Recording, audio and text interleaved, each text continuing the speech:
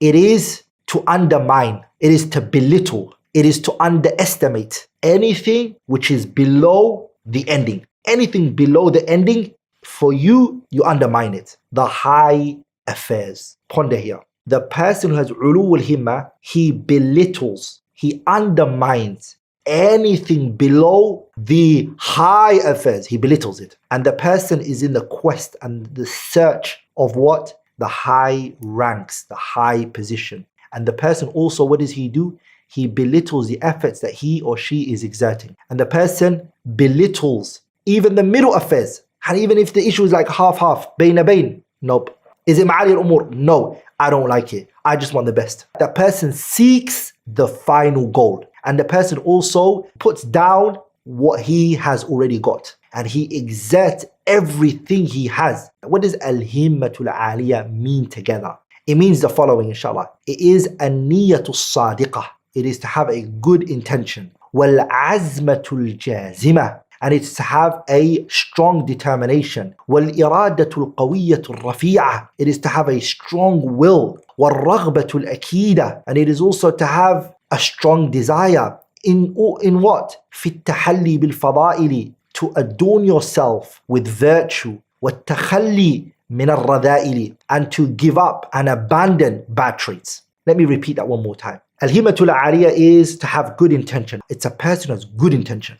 And it is also to have a strong determination. And it is also to have a strong, unwavering will. And it is also to have a strong desire and conviction. To adorn yourself with virtue. And it is also to give up bad traits. So your good intention and your determination and your strong will and your unwavering conviction, all of that is to achieve two things. Is to adorn yourself with good qualities, good virtues. And it is also to give up bad traits. Brothers and sisters, in the Arabic language, the word al-himma is sometimes ascribed to al-aliyah. So you say al-himmatul aliyah. And sometimes what do you say? You say al-himmatul daniyah. Al-himmatul daniyah is the opposite of himmatul aliyah. Everything we just said here, the total opposite of it. Now what I want to speak about, inshallah ta'ala, is another term that is also used, which is ulu al-himma.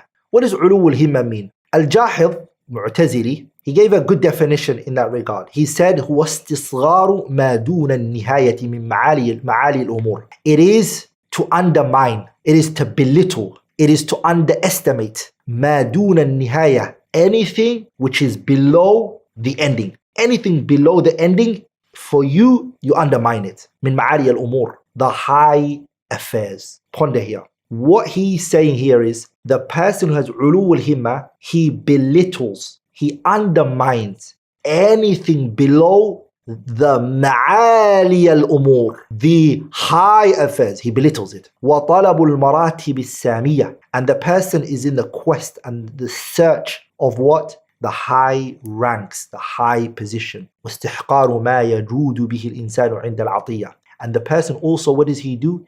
He belittles the efforts that he or she is exerting. And the person belittles even the middle affairs. And even if the issue is like half-half, bayna bayn, nope. Is it ma'ali al-umur? No, I don't like it. I just want the best. That person seeks the final goal. And the person also puts down what he has already got. And he exerts everything he has. That's what he said. What's also worthy of defining is dunu al-himma, which is the opposite of ulu al-himma. What does dunu al-himma mean? Dunu al-himma, it means ضعف النفس. A person has a weak nafs. The weakness in this person's nafs is so weak that they cannot look for al-maratib al-aliyah, the high levels and the high ranks. They can't.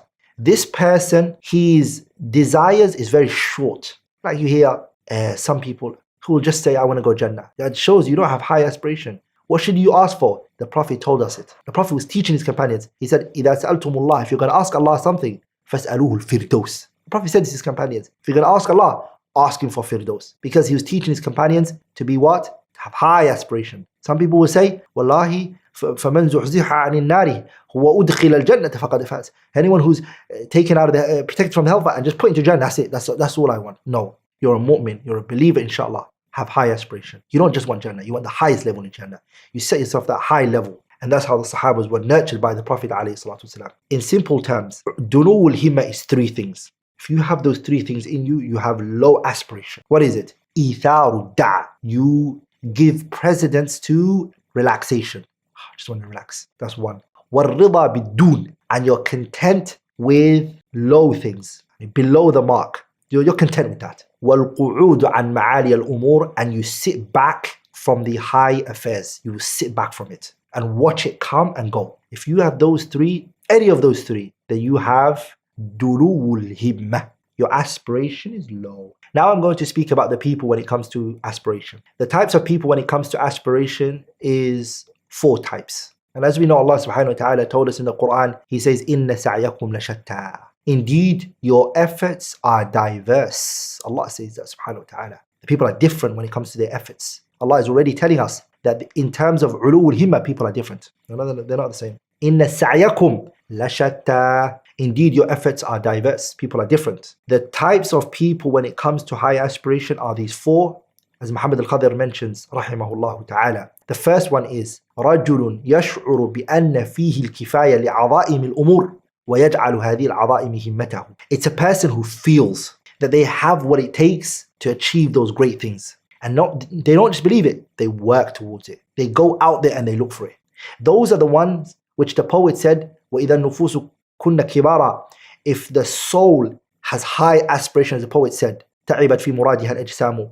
The body struggles to keep up with it. These type of people, they see that they're worthy of achieving those high things and they work towards it. Those are the ones we call عظيم الهمة. We call them كبير الهمة. We call them أصحاب همم العالية. People who have high aspiration. May Allah make us from those people. The second type is رجل فيه الكفاية لعظائم الأمور.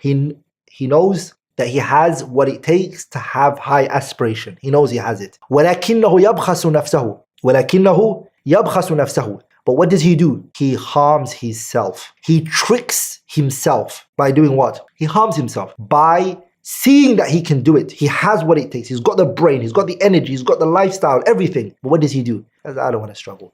Let me just take this one.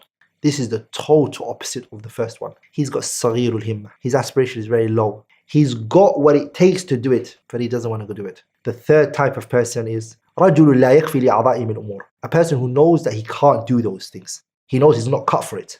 ويحس, but what he feels بأنه لا يستطيع. He can't do these things. وأنه لم يخلق لأمثالها. And he knows, he says, I was not created for those things. So what does he do? فيجعل همته وسعيه على قدر استعداده.